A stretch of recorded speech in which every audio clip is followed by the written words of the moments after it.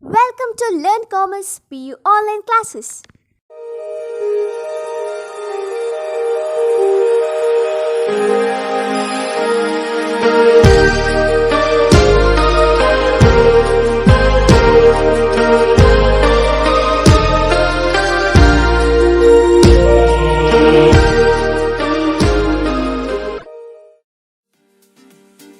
Don't forget to like our video and subscribe our YouTube channel for all the updates. Welcome to history class. In the beginning we have discussed about the political history of Greek and how Greek city-states developed and how they quarreled themselves and how later led to various changes in the Greek. Today, let us see the cultural contribution of Greek civilization. The Greeks were the great contributor to the world. What contribution they have made? Especially philosophy, art, architecture, science, literature, were each and every field they contributed a lot. That's why we should admire the Greek people, the great scholars, the great philosophers, the great historians. They were the contributions of Greek civilization.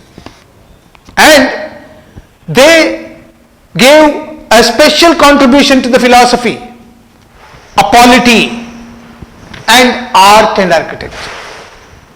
So here, let us see their various contribution to the world.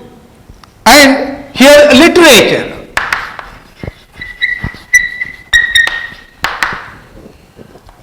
Literature. Epics and poetry and even drama, history were a great literary contribution. That is epics, drama, poetry, and history.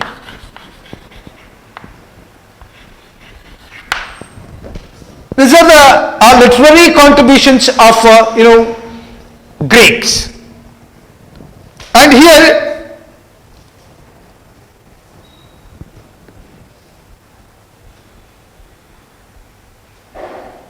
they used to call shorter poems. Shorter poems they used to call lyrics. Lyrics. And important lyric poets, what we call Bhavagitegalu in Kannada, that is lyrics. And they used to have a shorter poem, a very shorter poem, it's not a long poem, shorter poem. And they used to call it as a lyrics. And Pindar, Sappho,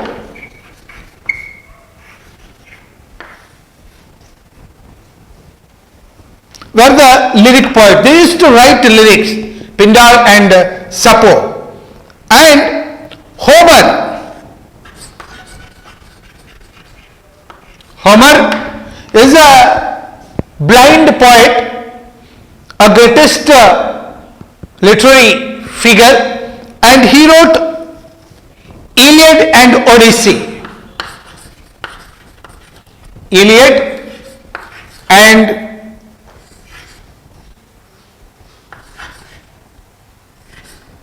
Odyssey. These are the two important books.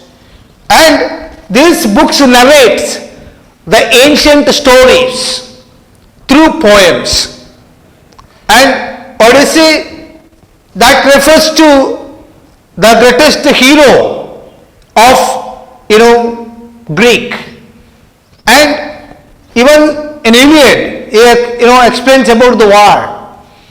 And that is Homer's greatest epics, Kavya, what we call, that is the contribution of Homer. And even we can see the drama, as I said. So far as drama is concerned, the most familiar form of literature. Drama is the special contribution of Greeks, a theatre performance. Even Greek had many theatres, and they used to perform in theatre, that the drama itself. And there are two types of drama, that is comedies and tragedy. Comedies and tragedies. Some certain poets, the dramatists, they used to write, comedy play or tragedy play. And here, when we come to drama, Aeschylus, even a main, what we call, the drama format, Aeschylus is the founder of Greek tragedy. That is Aeschylus.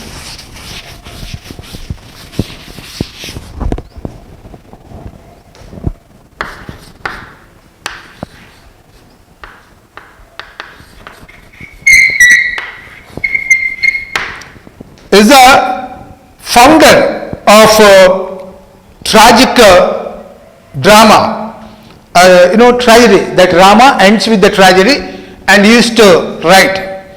And even he wrote Prometheus. Aeschylus, he wrote Prometheus. And Prometheus Bound and Agamemnon.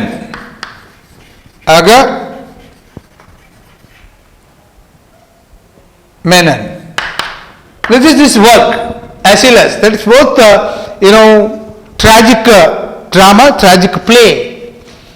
And even Sophocles is another dramatist. That is Sophocles. He wrote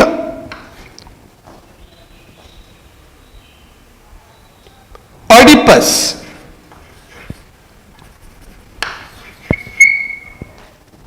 Oedipus Rex. Oedipus Rex, Antigone, and Electra.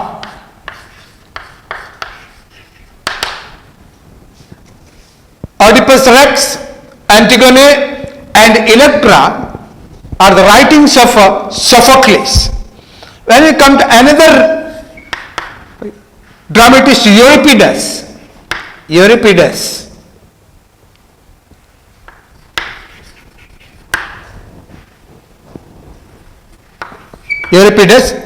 He wrote Trojan Woman.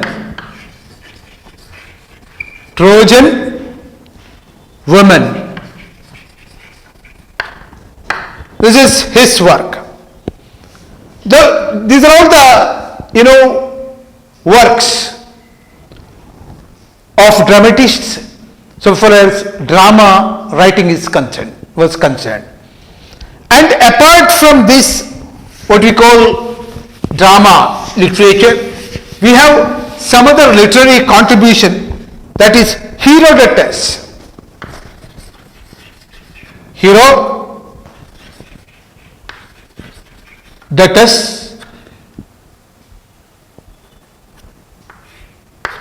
is the first historian of the world, and he used to write the book History, and he systematized the writings of history, and that is why he is regarded as the father of history. And we have another historian of Greek, Thucydide. Thucydides. The Thucydides, he wrote Peloponnesian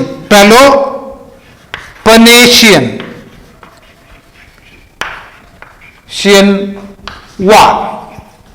The Peloponnesian War, written by Thucydides, and this Peloponnesian War deals with the war between Sparta and Athens. Sparta and Athens, that's the two Greek city-states.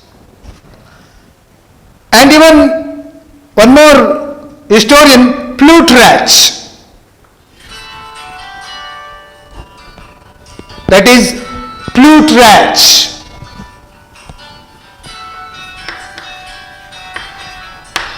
Plutarch, he wrote about even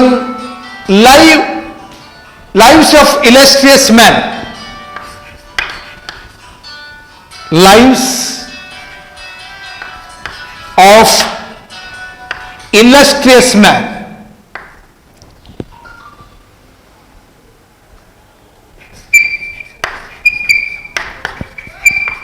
That is biography. Is the great biographic writer, and also a greatest historian of the period. So this is about their literary contribution. Let us come to science. Their scientific or contribution to the science.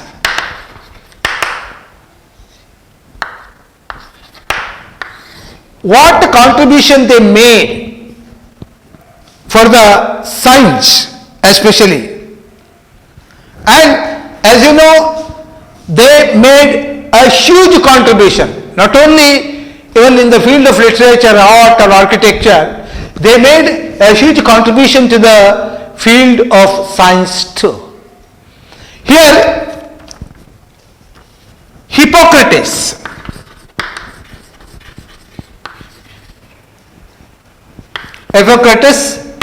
he lived during the period of Pericles, is considered as the father of modern medicine. Father of modern medicine. Is the greatest, and he identified that no any other factor leads to disease, but that is our own body. Because of the natural changes, this disease comes. That's what is, and not because of any beliefs, any spiritual spiritual reason. It is because of biological changes in our body itself that disease generates. What he says, and even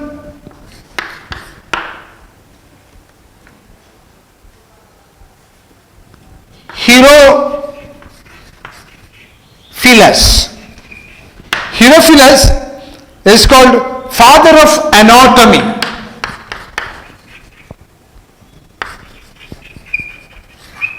That is the human body.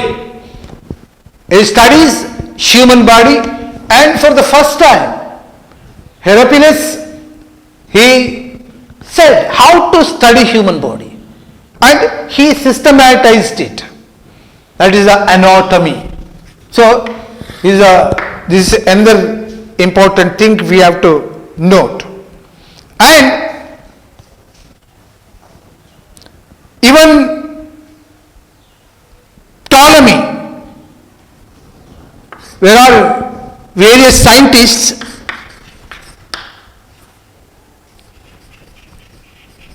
Ptolemy is a geographer, and they made a great contribution, and he said Earth is the center of universe, what we call geocentric theory. All this universe, but it revolves around the earth. If it is earth, all other planets which revolves around the earth. This is what the propagation made by Ptolemy in the beginning. But he studied geography and astronomy, and this, because of that, he said that the earth is the center of universe. But his belief that earth is the center of our geocentric theory, which was changed by what we call Aristarchus,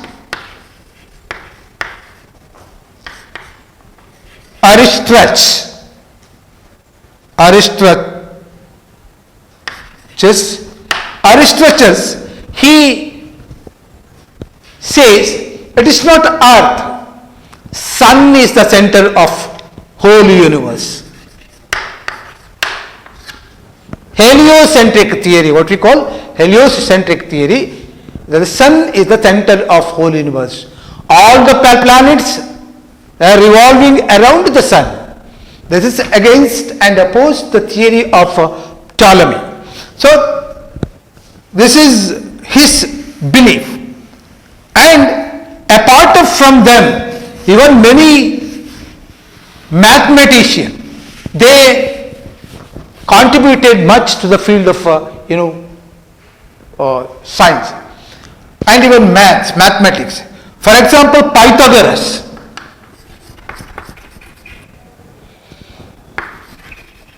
Pythagoras is a great mathematician, and Pythagoras theorem, even he contributed much for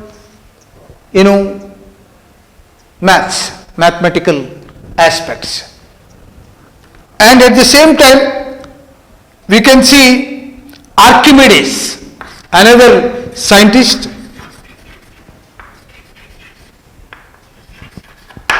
Archimedes also lived in Greece. They made a huge contribution. And then, so let us see their contribution to art and architecture. Especially, Greeks used mud, bricks, wood, marbles for the purpose of even the construction, or especially burnt bricks they used in the beginning. Later they used marbles for the construction of buildings. Especially they had three styles of architecture. What are these three styles? Doric style, Corinthian style,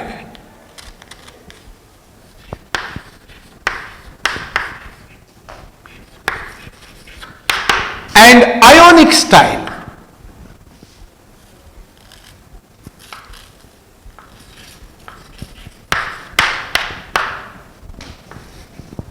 These three types of architecture, or these three styles of architecture, followed by Greeks when they used to construct or for the architecture. Especially Parthenon temple. Parthenon temple.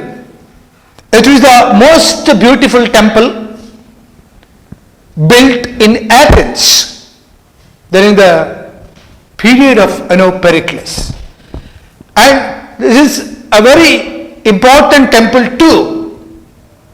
And they fully built with the marble, and the temples consist of 46 Doric columns. This Parthenon temple consisted of 46 Doric columns, that is like pillars. And even apart from this Parthenon temple or this style of art, Doric Corinthian or Ionic style of art. Greek developed a different style after the invasion of Alexander to the Central Asia, where we can see the development of Gandhara school of art. Gandhara school of art. So it is what, because of the influence of Greek architecture, a different architecture developed in the Central Asia, including in India. They given more importance to the physical features, polishness, everything. For example, the statues of Buddha in India, that because of Gandhara school of art, Gandhara style of art. So that developed even in the, apart from Greek, even in the Asian part, they spread this what you call style of art. And even you can see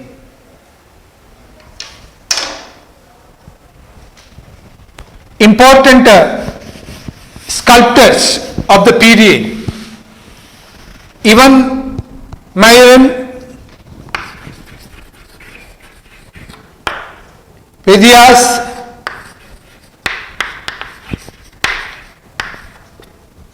they were the best sculptors of Greek, and they contributed a lot for the development of art and architecture in Greek.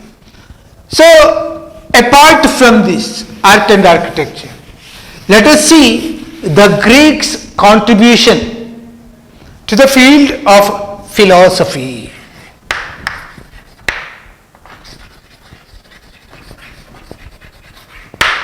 So this philosophy as a whole is a contribution of Greek to the world. The word philosophy derived from word philosophia, Greek word philosophia, which means love of wisdom.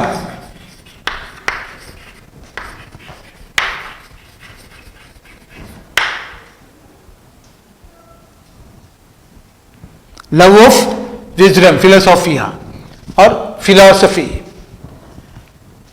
Even Democritus is the earliest philosopher. He preached philosophy, that is Democritus. Apart from this, we can see Socrates. Socrates is the greatest philosopher of Greek, and his student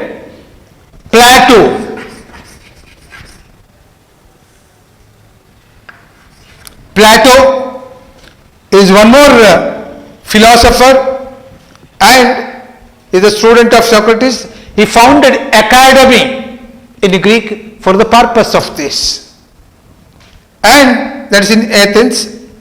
His important works or books, that is Dialogues,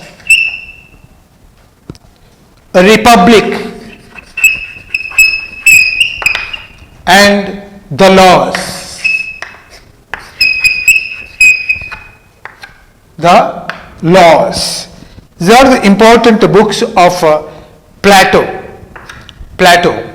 He wrote Dialogues, Republics, and the Laws.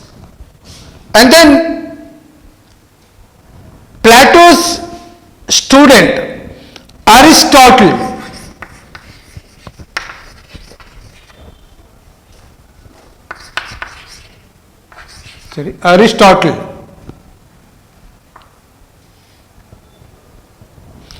is not only the philosopher, is a scientist, is a political thinker at the same time, and he is considered as the father of three disciplines, and he is also considered as the walking university because he possessed a huge knowledge of different disciplines, and he is considered as father of philosophy,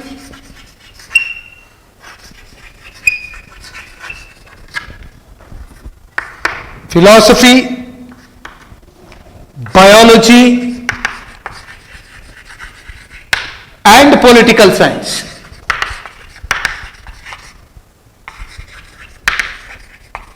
It's considered as a father of philosophy, biology, and political science because he had possessed such a good knowledge.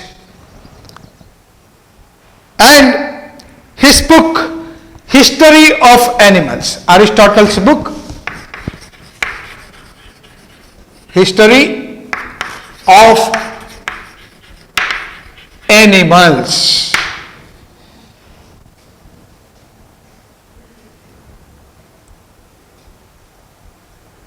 And one more book, The Politics.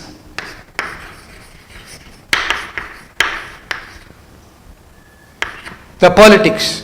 It is related to political science, and this related to biology especially, and these are all the important contribution of various philosophers to the field of philosophy in Greek. And then we have to look at the Greek contribution towards religion, whether these Greeks, they had the religion.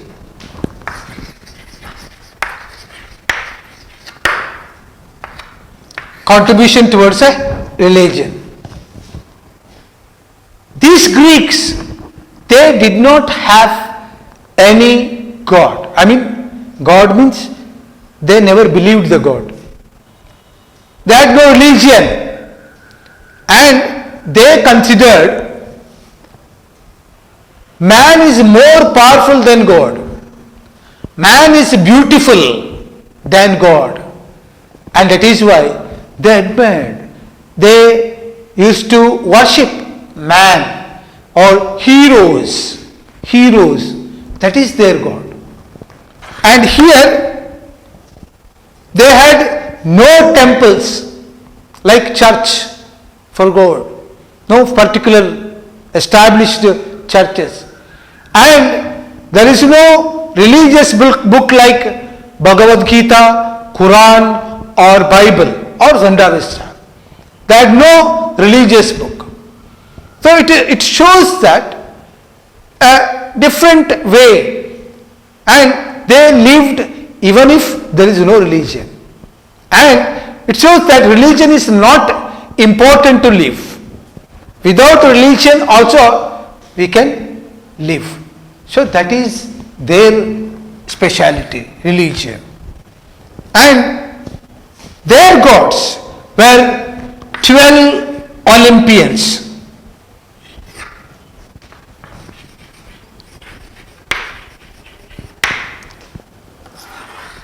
In Hinduism we have different gods, but they are not man, common man.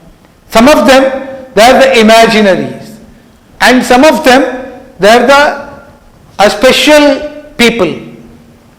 And Rama, Krishna, they are the historical people. They are the heroes, and we consider them as God. And Ishvara, Ganapati, and all these gods, Saraswati, they are the imaginary gods. And here, that is, they considered people, the great achievers, as God. Those who got medals or got victory in Olympic games, they are considered as their God, and they considered 12 Olympians, greatest Olympians, as their god. Among them, there are three important people or gods. They are Zeus, Apollo,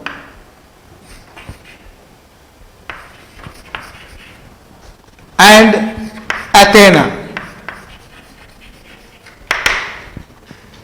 They are the three important gods, so-called gods, because they are the Olympian and they considered so important. And here, Zeus, she is the mother god, he is the mother god and father of men.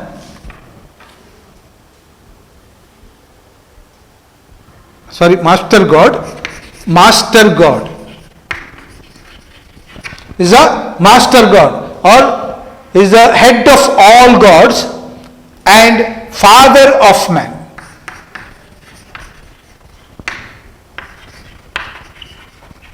Father of men.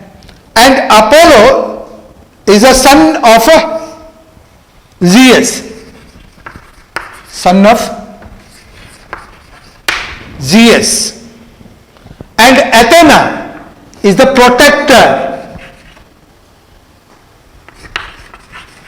protectress of city. So all these three different gods, they are different.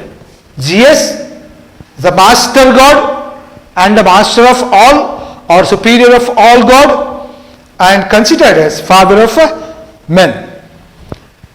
Apollo is considered as son of Zeus, and Athena is a protectress. She is to protect the city. See, this is the concept of religion they had, and as I said, Greek had no temples or churches or holy places. So this is what their religious belief. And ultimately, we should see the Olympic.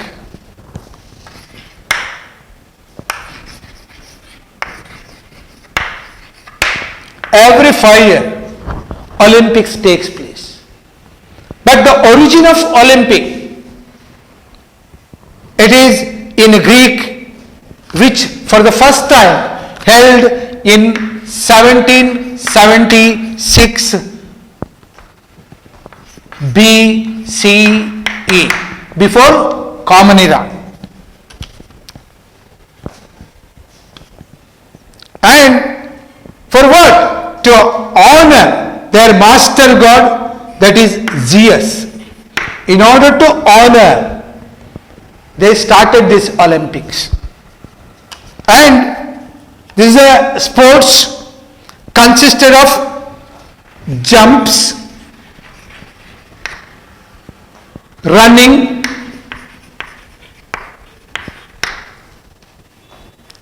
discus throw,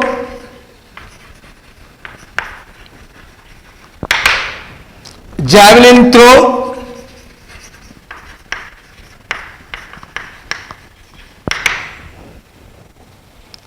and wrestling.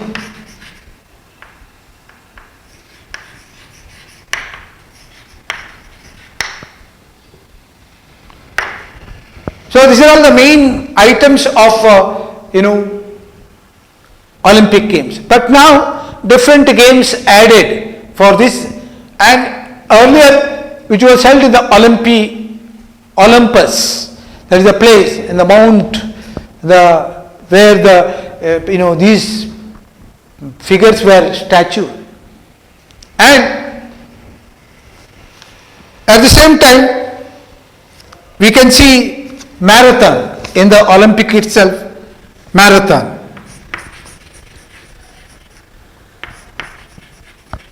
What is this marathon stands for? Marathon means a long running. A running of long distance is called marathon. Why? What is the purpose? Because when there was a war between Athens and Persia, Athens and Persia. So Athens defeated Persia, and that news should be reached to the Athens. During that time, there was no letter writing, there was no phone, there was no telegram, but people have to go to that place, one place to another place to reach the news. And here, one of the soldier called Philippide, that is